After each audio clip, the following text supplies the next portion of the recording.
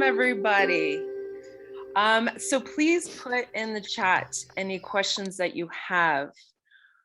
I do see there's something for Kareemah, that I have a son who climbs and he is going to learn about you. That's fantastic.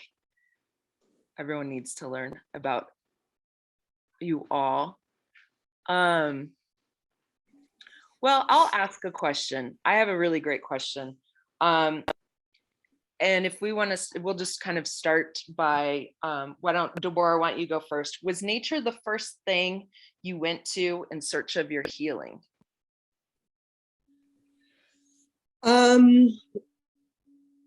No, but instinctually, I knew it. I knew that it was the place to be, but I think that I tried all other avenues first. But yeah, nature was,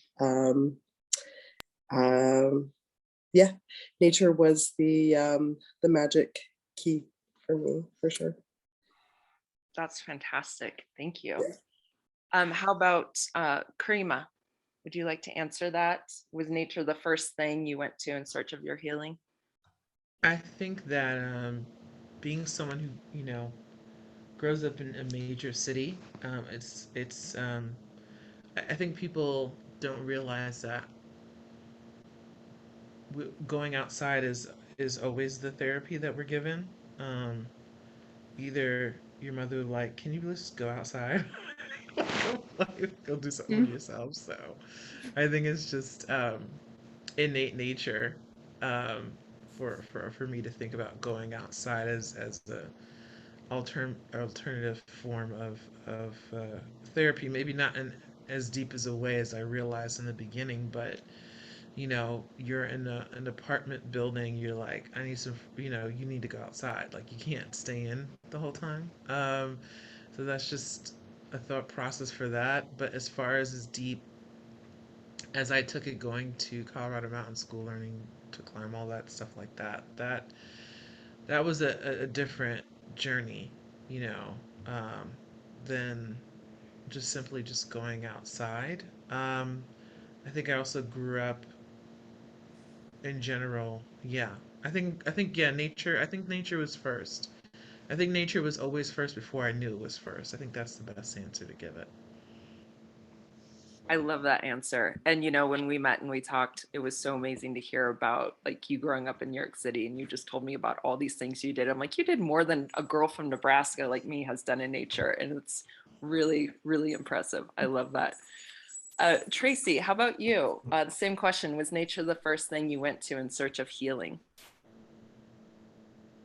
Oh, I would say absolutely, even without knowing it, because I grew up in Idaho, and from, for as long as I can remember, that the outdoors has been my place. And even, when in the early stages of my abuse, the first time it happened was on a camping trip at Redfish Lake, which is one of my favorite places to this day. And I went outside and went out, got out of the trailer, went out of the campground, and went out to a little creek that I loved, and salmon were spawning. And I just like deep inside knew that somehow being close to that source was going to help me, and was helping me immediately. So no doubt about it. Yeah. My whole life. Wow, it's great that it was, it sucks that that's where it happened, but it was great that you could look and go into nature and as that resource and back to the source. Yeah. Yep. Annette, same question. Was nature the first thing that you went in search of your healing? Yeah, well, so I can't remember, Casey, if you and I talked about this, but I actually was born in Houston and lived in Houston with my family until I was 7 years old. And it was at this really busy intersection in the middle of Houston, as Houston was just like booming. And I remember looking out the window and I saw my dog get run over. And I mean, it was just like we had to ride our bikes in the driveway, because if we went off the driveway, we would be killed as well. And so we were prisoners of the traffic in Houston. And then all of a sudden, my dad, he was a doctor, and he decided he wanted to be a country doctor and leave the city. And so we moved to this really rural town in East Texas. And all of a sudden, there was all these woods all around our house. And I just remember like just wandering, like just walking in the woods. I had no idea that that was even possible. I didn't even know a forest existed before. And so, and meanwhile, like, you know, a lot of people in this film, you know, I'm a survivor of trauma. And so as a kid, you know, it was really violent in my house, and my parents would be fighting, and I would get beaten and all this stuff. And I just remember like the woods, the forest was my safe place. And I remember walking, you know, in the trees, and just, you know, and I can't believe no one worried about where I was, but I was just wandering. And I remember thinking, looking at the trees and the birds and the, you know, snakes and everything. I was like, wow, this place has got it really figured out. Like, this is a functional place, this forest. And inside my house is where the chaos and the dysfunction was. So yeah, and so a lot of times I would go and sleep in the woods, because it just was so much more comfortable than inside my house, and there was no danger my dad could get me. So, you know, I've always viewed the outdoors and nature, wild nature, as a sanctuary and a safe place. So when people are like, it's dangerous out there, I'm like, no, you have no idea. It's dangerous inside people's houses. So yeah, I'm really grateful that I had that experience as a child. I don't know what would have happened to me if I would have stayed in Houston. I mean, I'm sure maybe I wouldn't even be alive right now. I'm sure I would be in jail. Like, if it wasn't for moving to Conroe and having that relationship form with the forest, I don't know. I mean, I can't imagine how I would have survived. Wow, no, you did not tell me that, Annette. But you did tell me you were from Houston, but you did not know. Thank you for sharing. Wow, that opens up a whole nother insight, right? Yeah. Wow. Yeah. Especially for me, who's a coward. I'm like, the bears are gonna eat me. And no, they're not.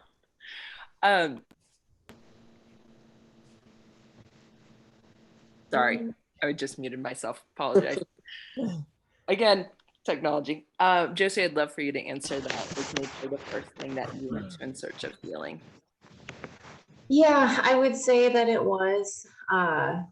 Maybe not necessarily from mountain biking right away, but so where my dad's property was at, he had a big expanse of woods, and it was something that I would gravitate to when I was a little kid. That's how I think that's why I love mountain biking so much, is from the experience of going for walks in the woods and playing stories in my head as to what was going on and what adventures I was doing.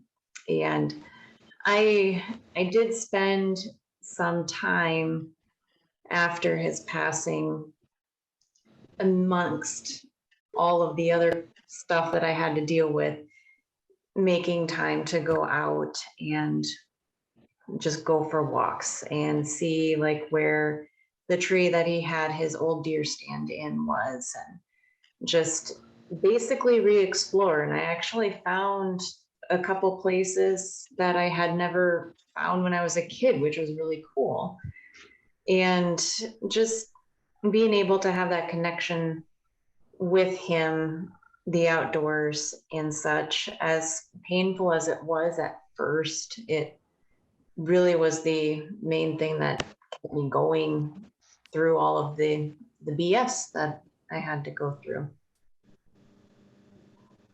Wow, thank you so much, Josie, for sharing. Wow, I'm glad that you got to go out and experience, at least to go see his deer stand and see that.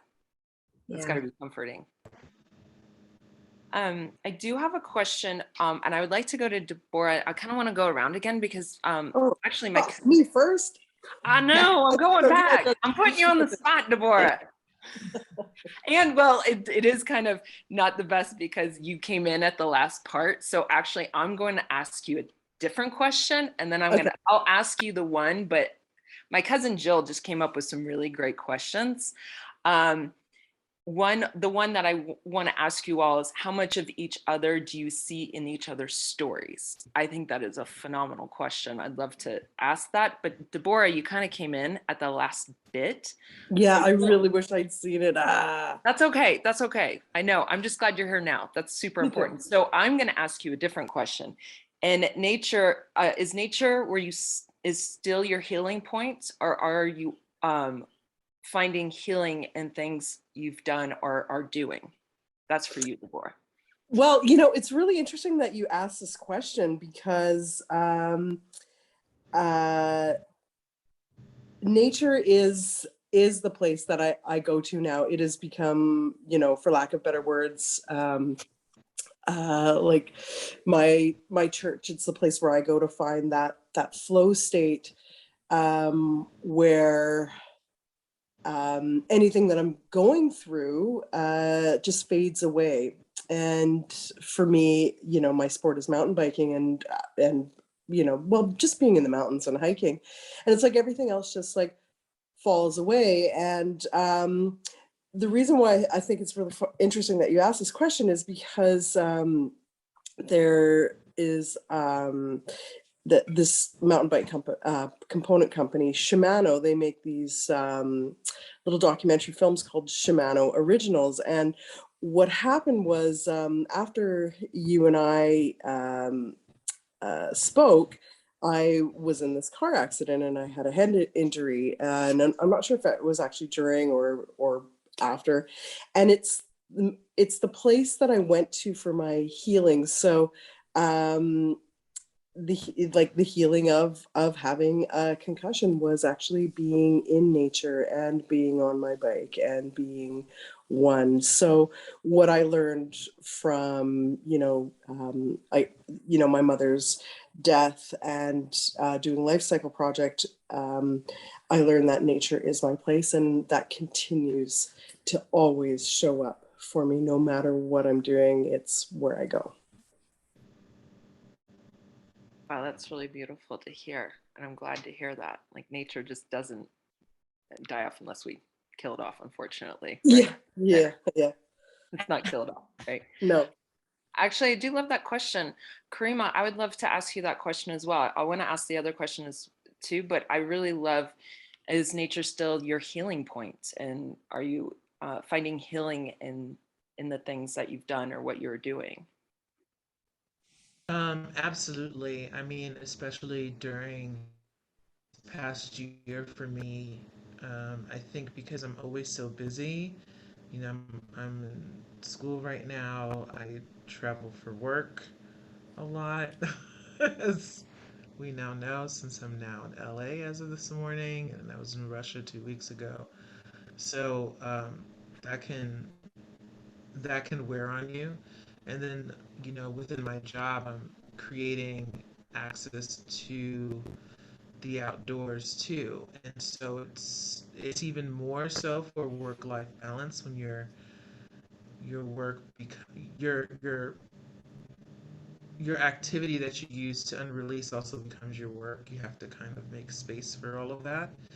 And for me, it still is healing. And this past year, getting to slow down, the best part of not doing the same amount of work in person was that I got to do it for myself. I got to plan these spaces and places for myself. I went on like solo camping for like a couple of weeks. I just got in my car, piled in all my stuff, um, and just kept moving and driving and camping until I was like, huh, kind of miss showers. And then I went home. But at least I know my limit is 2 weeks without a regular shower.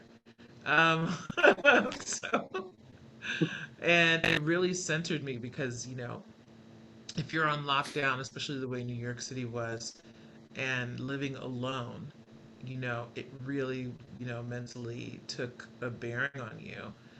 And it was through nature that I was able to kind of recenter myself and, you know,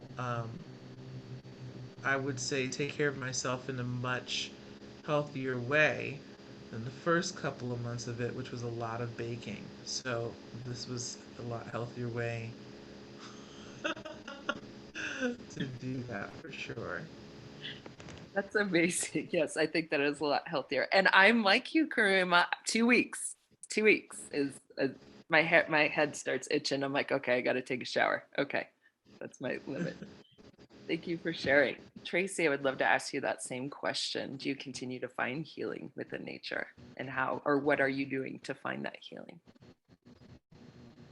Yes, I feel so incredibly blessed because I get to live in the Roosevelt National Forest north of Boulder. We live on 2 acres, and there's a creek that runs through our property, and it's wooded, and there's all kinds of animals. There's moose and elk and bears and mountain lions and just everything. It's a very alive place. So I don't have to go far to be in nature. I can open my window or I can sleep out on my deck. My family, we're going on 100+ nights outside this summer because we sleep on our deck. So we get to be immersed in it all the time. And that was completely intentional. And doubly, I have 2 boys who are 20 and almost 19, and a 10-year-old daughter. And my boys have, just grown up in this amazing world and taken to it in exactly the way that I had wanted them to. They've built their lives in the outdoors. Their great friendships are with people who do outdoor adventures. One of them, the younger one, is now a raft guide in Idaho, like my dream job.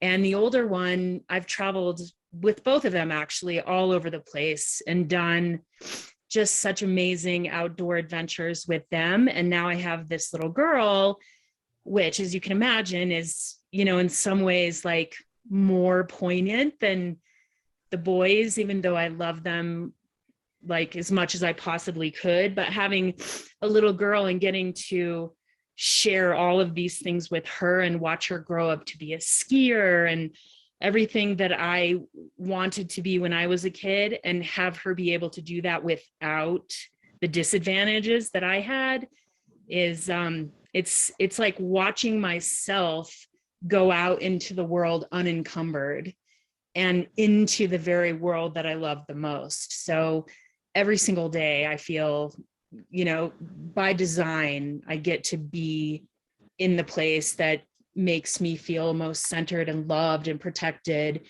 And then my job too, I get to travel all over and write about the outdoors. So,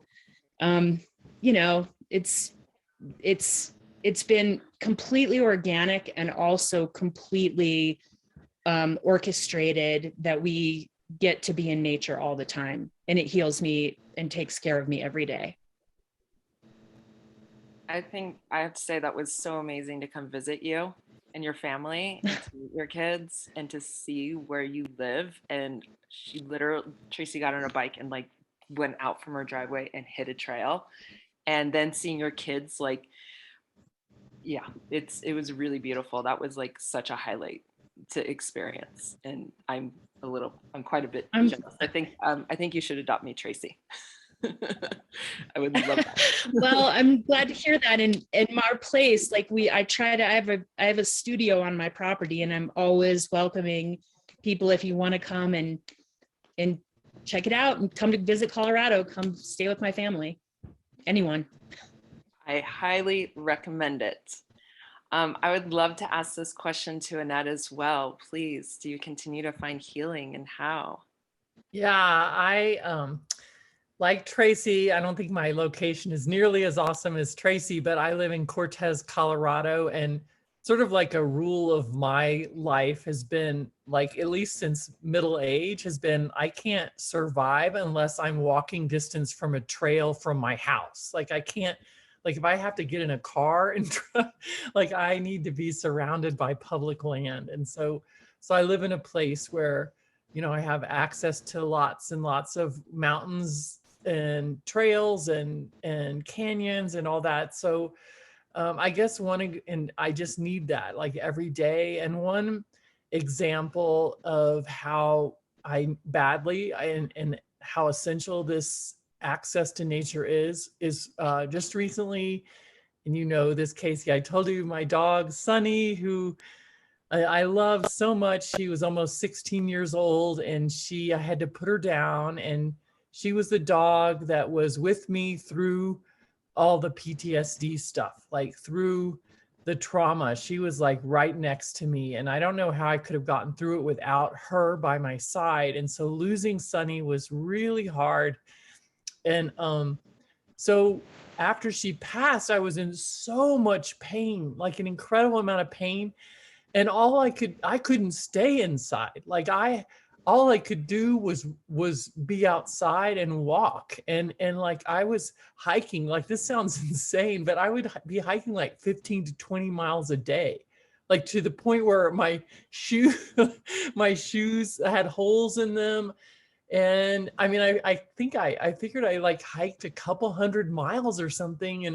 And I just every day, because I couldn't stop. All I could do was like be in the forest and be on the trails where we walked. And that was the only thing that brought me comfort and peace. And so that's where I have to go immediately. Like, it's like my, you know, ER is like out on the trail. So yeah, I mean, I still miss Sunny so much, but I just go to the places where we spent together outdoors, and that's where I connect with her. Like just today, I saw snow on the mountains where I'm at, and the leaves were yellow and the sunset, and I just started crying because it reminded me of Sunny and just the beauty of being in nature with her. And so yeah, so there's just so much healing there. It's such a nurturing place.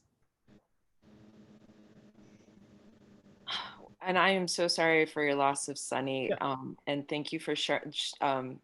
Annette wrote this really beautiful article. Was it Outsider magazine? Outside, yeah. Outside magazine, about the loss of Sunny and about getting a new puppy, and how, you know, honoring Sunny. It made me cry. It's the loss of my own dog. I understand. Josie, I would like to ask you that same question. I know we're getting close on time. If someone needs to head, I understand that. I do want to ask that other question because I'm really loving this conversation. But Josie, I'd love to hear if you're continuing to get healing through nature, or what you're doing. I would say yes, though I would also say my time outdoors hasn't been quite as much as I would have liked it to be this year, especially with working at a bike shop. And that's a whole nother can of worms we don't need to get into, but that, and then just a very minor health thing going on that has kind of taken it down a bit. But I did go out for a mountain bike ride today, and it's still a place that is, I'm sorry, my cat is playing with a toy right now. Oh my gosh. Kids.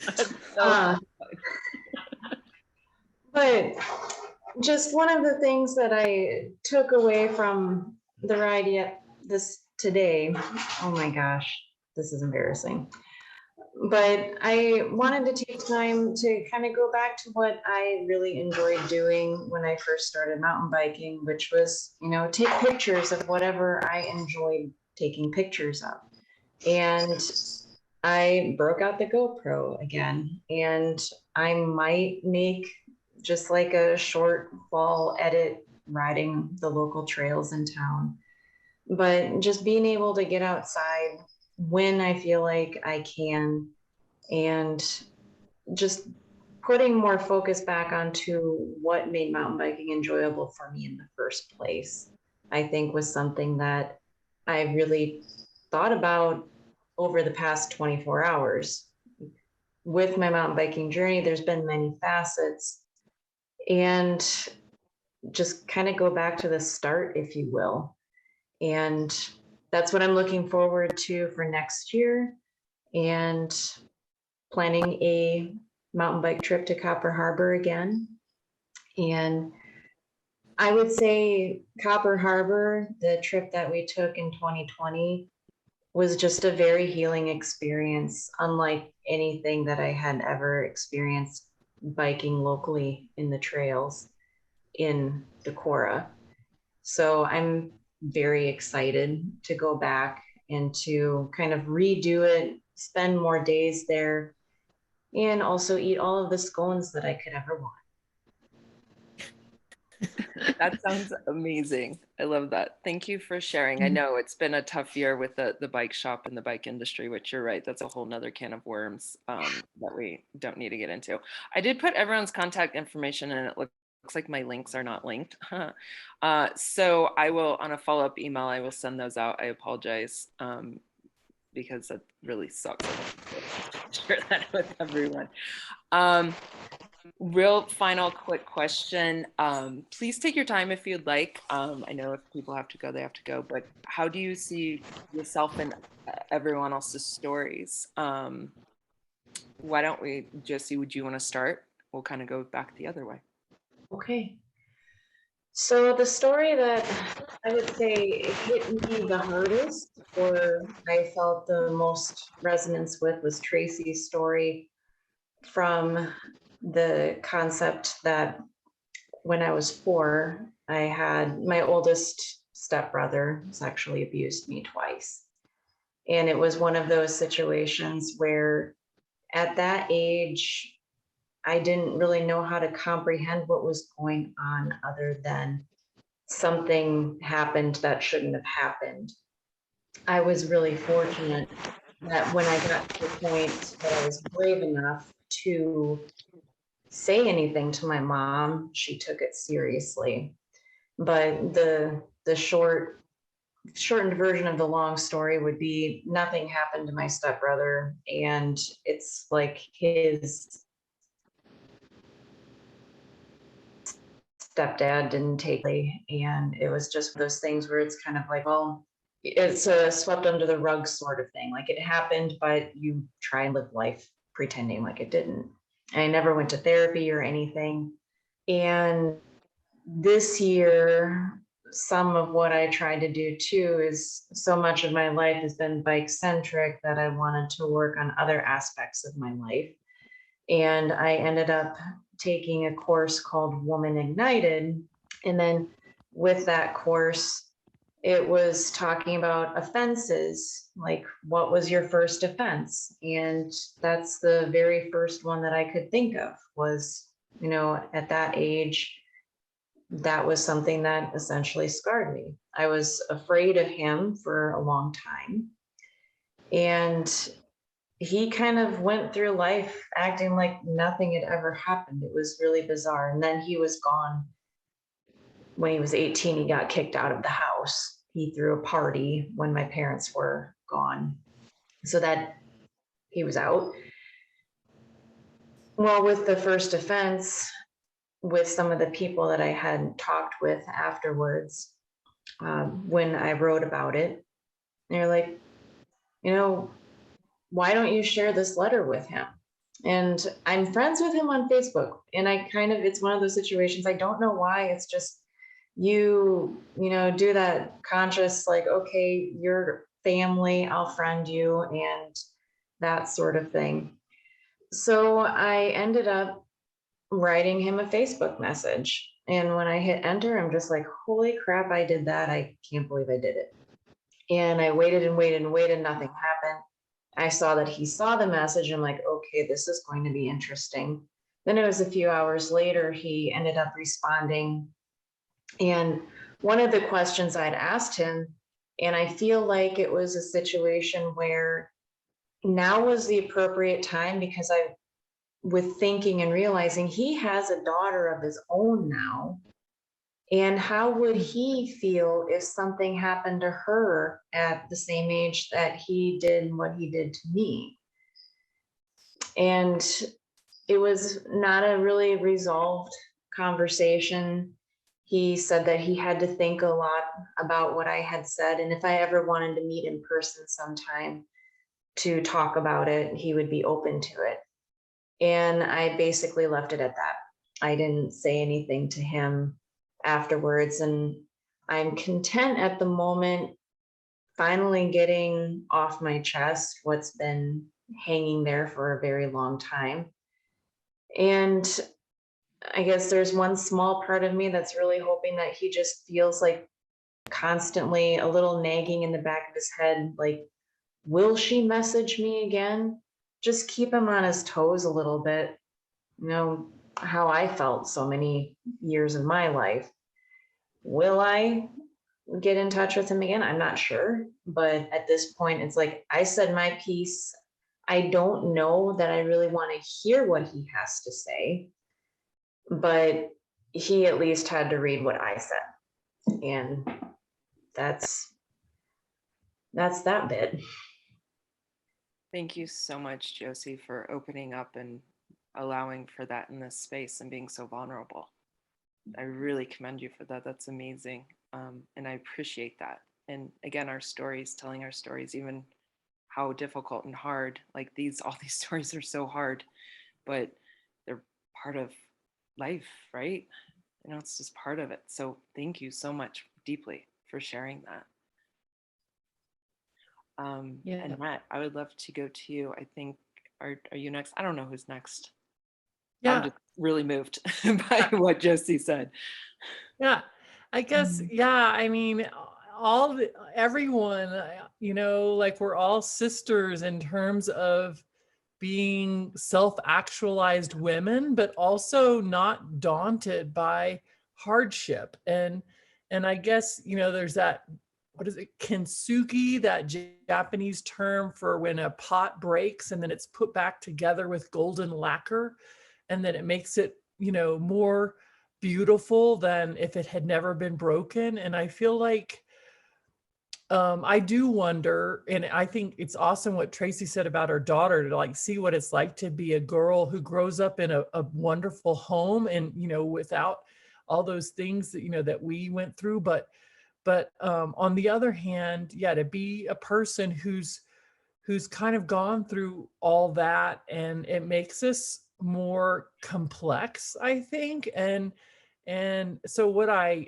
think that we all share is that our trauma is like we're integrating it into our lives. And so it's a weird thing. Like, I wish it wouldn't have happened when I was a kid. You know, I can't say I'm happy that it happened, but on the other hand, I wouldn't trade like the whole like PTSD experience that I went through as an adult healing. Like, I'm so glad that I went through that, as opposed to continuing to live in denial. And so I feel like all of us, you know, have found a way to integrate this hardship or trauma into our lives that makes us, you know, I guess, have a richer lives ourselves, but have the ability to share with others in a way that can inspire them and help others. So there's that whole like Greek mythology around something called the wounded healer. And, you know, and so I don't know, I guess that's what I see in everyone here. And I'm really inspired by everyone's story. And thank you, Casey, you know, for you also, you know, like you get this, and because you've been through it too. So I'm honored to be within this group. So honored to have you and everyone. I mean, wow, this was my healing process, you know, going through my trauma, and you all kind of got in at a brunt end with my healing, because I'm like trying to literally kind of suck your souls to get like that juju that we all go through when we first go through trauma, because we're like, yeah, just fix it real fast and make it better. And then hearing your stories really brought empowerment and really brought that wounded healer and that beautiful warriorship and that sisterhood that I am so honored to be a part of. So thank you all. Tracy, I would love for you to dive in on this question as well. The connection. Yeah, I have a few different Yeah, I have a few different thoughts. First of all, I think I articulated this in my part of the documentary that like my abuse and what happened to me it's never going to go away. There's no therapying it out of me. There's no running it out of me. There's no writing it out of me. But at times I talk myself into this thing of being like, oh, I'm over it. It's cool. I never want to talk about that again. I never even want to think about that again. And I think that I can do that and that I've reached that place, and then something will happen. And usually it's an interaction with my dad that will put me back into a dark spot. And I realize that I have to then step back, sort of be humble, and accept the fact that I have to go back inside and maybe excavate another layer of it, or, look at my current situation and current surroundings and try to understand a little bit more about how it affected me and how it's affecting my relationships. And, recently I had one of those moments where I was like, I never want to talk about this again. I'm done. It's out of my life. And so when this was coming up, as you know, because I've been emailing you about it, I was resistant to even watching. I was afraid to watch and afraid to commune with other trauma survivors because I feel so vulnerable in that place. And so first and foremost, I want to say that seeing the art that you created out of all of our stories, Casey, with your interpretation and with your interviewing skills and with the animation, completely blows me away. Like seeing myself in the picture that you drew of adult me, teenage me, and little girl me, I started crying. It was amazing. So that's one way that I'm feeling very connected to everybody. And just really amazed that you pulled that off and were able to do it. And you're so creative, and that you went on this journey trying to heal yourself and reached out to all of us is so powerful. And then also Josie, my brother died in May of 2020. And so watching your part about your dad was just incredibly moving for me, because I, went and learned a lot about my brother too after he died. And I actually have a big, huge story coming out in Outside in the December issue about him. But yeah, just like hearing your tenderness and your vulnerability and all the love that you felt for your dad, and also having you not be afraid to show us his kitchen, like so powerful. And the ways that you're connecting with him now after he's gone, that like cracked me open too. So I love everyone's stories. They're so powerful, each and every person. And just like, I feel full, where coming to it, I felt like jittery and kind of empty and like numb. So. Oh God, you made me cry. And thank you for your words. And I'm so glad it brought that to you, because I was nervous too when we're communicating, like, to make sure you need to do what's right for you. Like, we all have to make sure to take that space we need.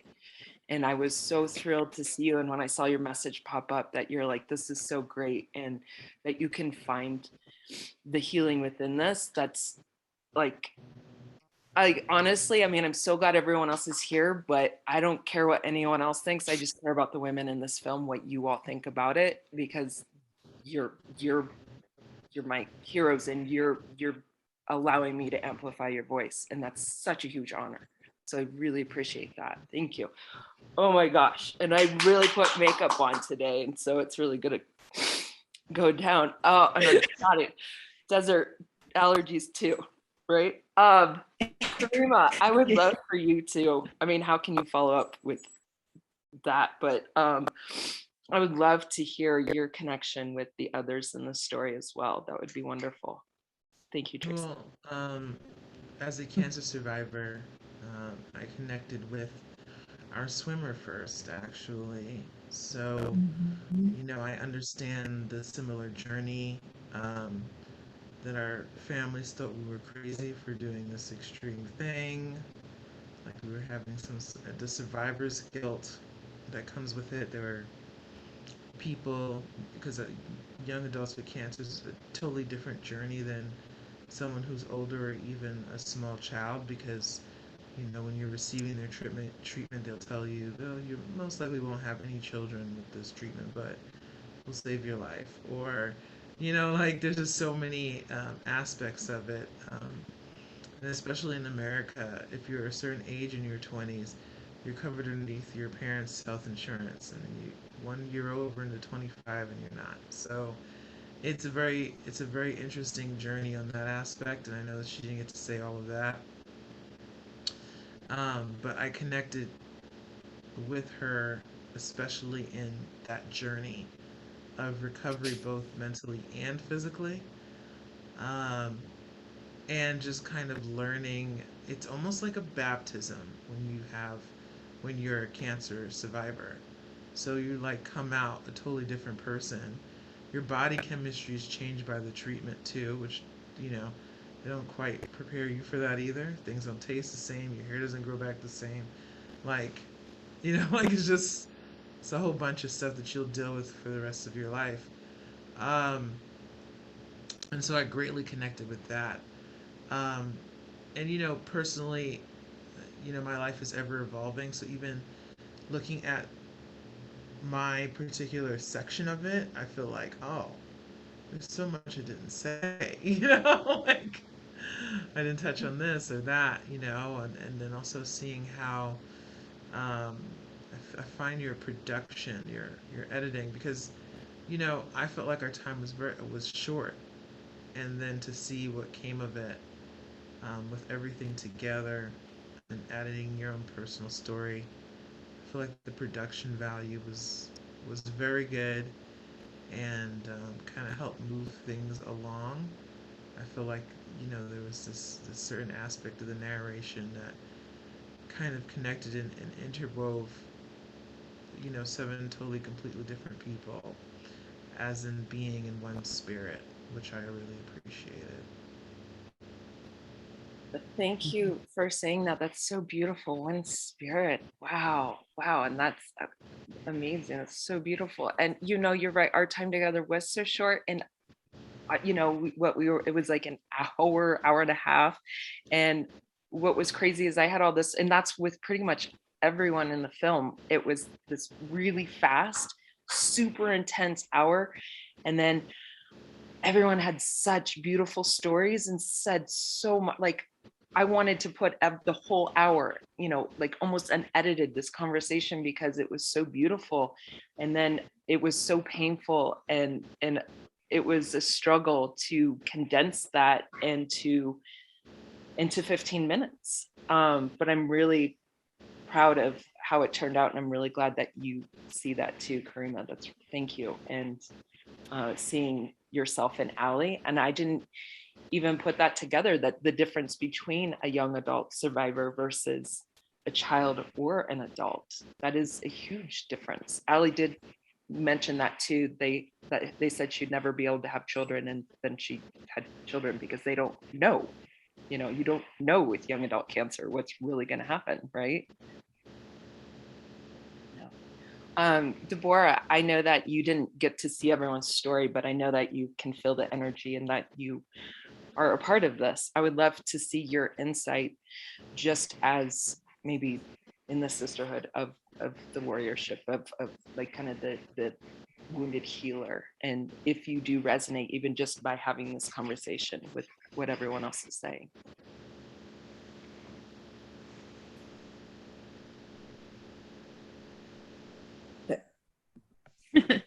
Thanks. You muted me. Yeah. Definitely. I mean, in just hearing everyone's responses to the questions without even knowing what anybody else's story is, I already feel like such a deep sense of connection and knowing, you know, for myself that that it's not just us either, you know. We are, you know, like 7 magnificent warriors, and knowing that there are so many other people who will be moved or touched or inspired by our stories as well will just, you know, continue to fill us up and bring more people together. But yeah, I guess the short answer is I feel like deeply honored and so connected. And I don't even know who's in the film, but with everyone that shared, you know, stuff like their story today, yeah, I feel very connected. So yeah. Thank you. That's so great. Yeah. Don't even know who's in the film. You're just I gonna have don't even know who's to in the know film. on your own. Yes, that's amazing. Well, I don't want to take up anybody else's more time. I really, really appreciate it. And thank you all for going over on time. And especially thank you to everyone in the film, to Allie, Debora, Annette, Kareemah, Josie, Lindsay, and Tracy. Thank you. And thank you for being here for the Q&A. This was huge.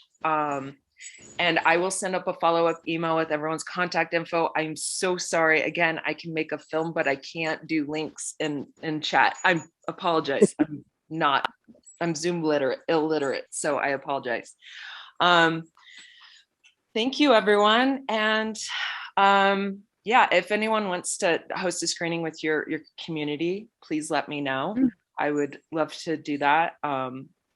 And again, I will contact you all and give you everyone's contact information so that you can catch up further and get to see these really amazing women even more into their life. So thank you, everyone. Thank you. Thank you. It was So amazing. much. All right. Good night, everybody. Go. Now go drink champagne. Yeah. Congrats, Casey. Thank you. Yeah, Thank you. congratulations. I'm gonna celebrate with a nap. Like Yeah, I think I'm gonna need one do of the same. those. Yeah, I have my champagne, but I'm definitely ready for a nap. Here, Well done, Casey. Thank Okay. you. I'm so Bye. proud of you. Bye.